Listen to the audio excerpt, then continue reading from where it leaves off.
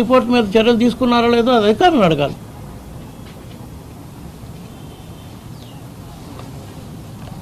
Next ఇంకో ప్రధాన అంశం 2014 నుంచి 19 వరకు ఉండే ఈ సప్లై నామ్స్ని, సప్లయర్స్కి టెండర్ నామ్స్ని రిలాక్సేషన్ చేశారు అని చెప్తున్నారు.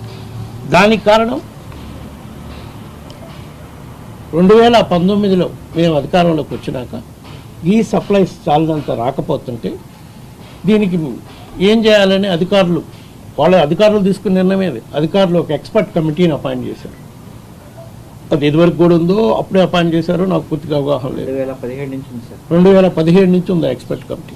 ఆ ఎక్స్పర్ట్ కమిటీ గత ప్రభుత్వం, ఇది 2019కి ముందున్న ప్రభుత్వంలో కూడా అదే ఎక్స్పర్ట్ కమిటీ ఉంది. ఆ కమిటీ వాళ్ళు రికమెండేషన్ చేస్తే దీని ప్రకారం ఎందుకు రిలాక్సేషన్ చేస్తున్నారని మేము తర్వాత అడిగితే సప్లైస్ పూర్తిగా రావాలి అంటే వైడర్ స్కోప్ ఎక్కువ ఉంటే కాంపిటేటివ్గా టెండర్స్ పోటీ చేస్తారు. ప్లస్ ఇంకొకటి అంశం, టర్మ్స్ని రిలాక్సేషన్ చేసినా కూడా ఎక్కడ క్వాలిటీ మీద కాంప్రమైజ్ కాకుండా, నెయ్యి క్వాలిటీ మీద కాంప్రమైజ్ కాకుండానే ఈ టెండర్స్ని నామ్స్ని రిలాక్సేషన్ చేయడం జరిగింది.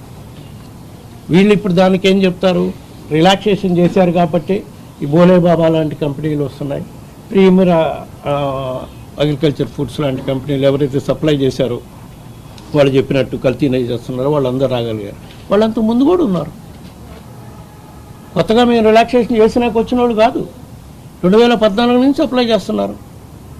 ప్రీమియర్ అగ్రి ప్రోడక్ట్స్ అనేవాళ్ళు బోలే బాబా అనే 2018 నుంచి సప్లై చేస్తున్నారు.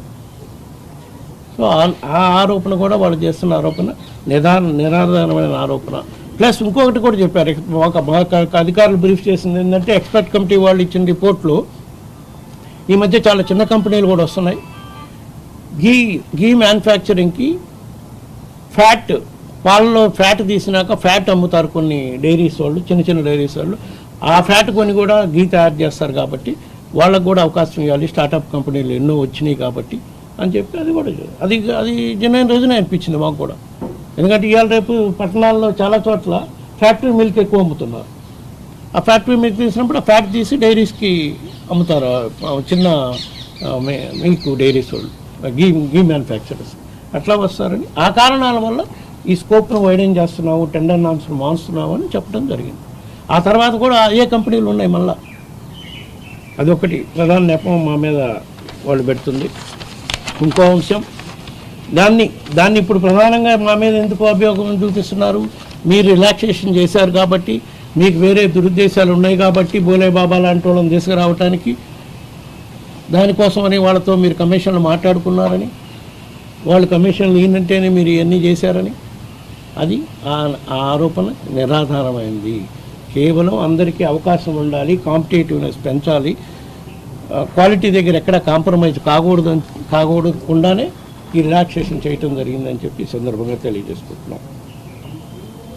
అదేవిధంగా బోర్డులో సభ్యులు కొంతమందికి ఏదో ఈ కల్తీ వ్యవహారంతో సంబంధం ఉంది, నాకు సంబంధం ఉంది అని కూడా చెప్తున్నారు. నేను లోగడ కూడా చెప్పాను, ఇప్పుడు కూడా మళ్ళా చెబుతున్నాను, ఈ నెయ్యి కల్తీలోనే కాదు, టీటీడీకి సంబంధించి ఎటువంటి పర్చేజ్ అంశంలో కానీ, ఏ కాంట్రాక్ట్ అంశంలో కానీ నేను ఎక్కడా ఒక్క అవినీతికి నేను పాల్పడలేదు. దానికోసం నేను దేవుడి దగ్గర ప్రమాణం చేయడానికి కూడా సిద్ధంగా ఉన్నాను. ఏ సత్య శోధన పరీక్షకైనా కూడా నేను సిద్ధమే. నా మీద అట్లాంటి ఆరోపణలు చేస్తే మళ్ళా నేను దాన్ని న్యాయపరంగా ఏ విధంగా చర్యలు తీసుకోవాలో కూడా చూస్తాను. ఇంకొక అంశం, సిఎఫ్టిఆర్ఐ రిపోర్ట్ వచ్చినాక తొక్కిపెట్టారు. తొక్కిపెట్టి తర్వాత బోలేబాబాని మళ్ళా బోలేబాబాని తెచ్చింది మేమే అని చెప్తున్నారు. బోలేబాబా వాళ్ళు ఏదో మా చిన్నప్పన్న నా పిఏ అని చెప్పుకొని వాళ్ళతో ఏదో మాట్లాడారని నేను ఇప్పటికి 10 సార్లు క్లియర్ చేయడం జరిగింది. సిట్ వాళ్ళకు కూడా నేను క్లియర్ చేయడం జరిగింది. నేను చెప్పినాక సిట్ వాళ్ళు కూడా క్లారిఫికేషన్ తీసుకున్నారు. చిన్నప్పన్న నా పిఏ కాదు, 2014 నుంచి 19 వరకే నా పిఏ ఉన్నాడు, 18 వరకే. 19 నుంచి ఏపీ భవన్లో లైజన్ ఆఫీసర్గా పనిచేశాడు.